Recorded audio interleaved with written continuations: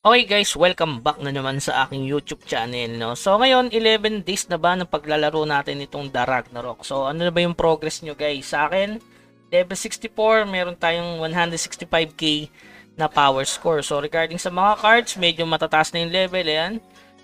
May 5 star na tayo, 3 star. Tapos dito naman, syempre kung saan ako nagpapa-level, ayan, meron tayong drops card dito na 4 star pa lang. Tapos sa accessory, yan, stem worm na 4 star, 3 star. Tapos dito ay ganun din, 4 star, 2 star. So medyo mahirap na pagdating sa cards, lalo na kung pipili mo lang ay yung gusto mong card, no? So minsan jackpot, minsan hindi akma dun sa trip mong trip mong card. Kaya meron tayong 165,000 na power score. Ngayon, sasagutin natin yung other na tinatanong sa comment section. Parang isang isang video na lang mga boss. Unang tanong dyan yung regarding sa crafting ng elemental arrow. So kung mapapansin nyo guys, dito kasi sa The Ragnarok, binigyan na tayo ng privilege na bilhin na lang itong mga rocket arrow, crystal arrow, fire arrow, diba? Mga wind arrow, stone arrow, tsaka silver arrow. Kasi nga, kung sa crafting kasi yan guys, mapapagas kayo. Mura nga siya in terms of Zenny, mura siya. Pero mapapagas ka ng 80 dayas. Kasi, sample, bibili ka ng Wrap Wind. Sample lang to Yeah, Wrap Wind, bibili ka. So, ang Wrap Wind is nagkakahalaga ng 4. So, kailangan mo ng 20 pieces niyan para makabuo ka ng isang Wind Elemental Arrow. So, sa crafting yun mga bossing. So, including na rin yung Flame Heart, yung mga dito lang, check nyo na lang dito, ayan, halimbawa to, Mystic Frozen, ayan. So, ang makakapag-craft lang nito kasi is Blacksmith, nakalagay naman guys, Blacksmith or Refinement at Market, how to obtain. So, hindi tayo makakapag-craft ng mga yan, lalo na ito, ayan, kailangan crafting sa Blacksmith. Pero may makacraft tayo dito ng pang PvP, which is etong Oridicon Arrow.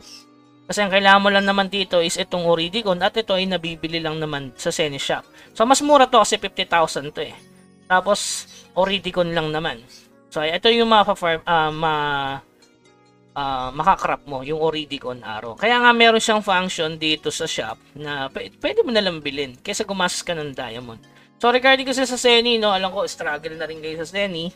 Lalo na ako, araw-araw ako nagre-refine Tsaka araw-araw ako nagko-combine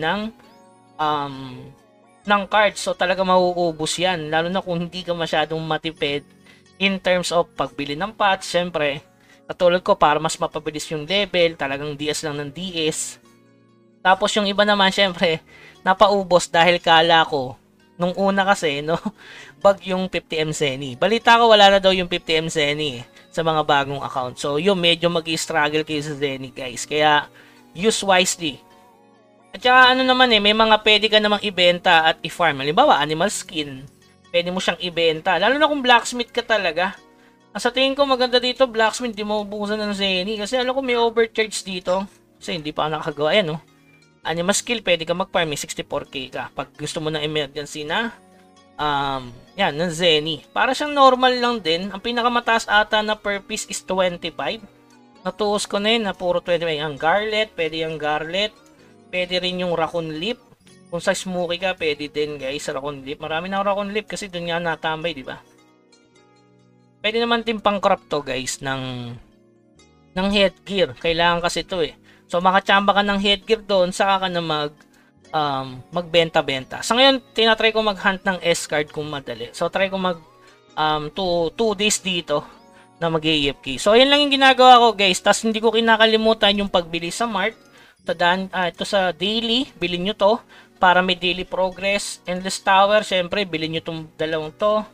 Sa friendship naman, mag-ipon kayo, bili ka ng headgear dyan para makapag-unlock kayo ng level sa costume. Tapos sa Battle Brawl, syempre ito pang Sleipnir na upgrade, o Mjolnir.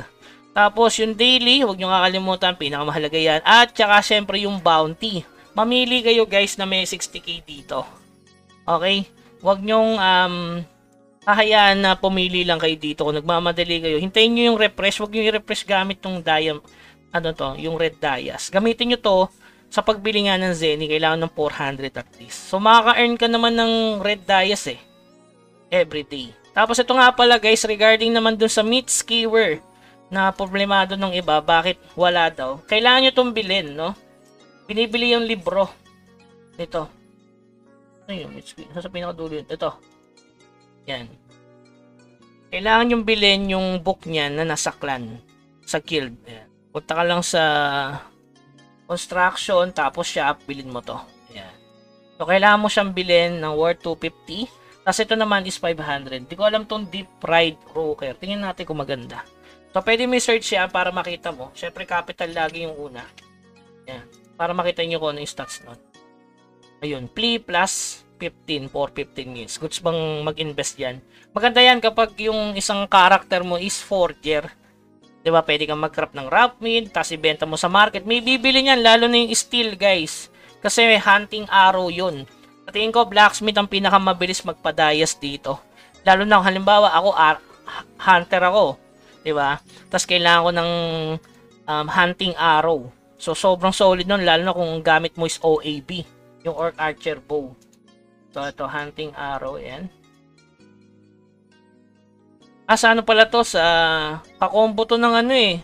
Hunter bow. Ewan ko may hunter bow dito. Steel arrow pala guys.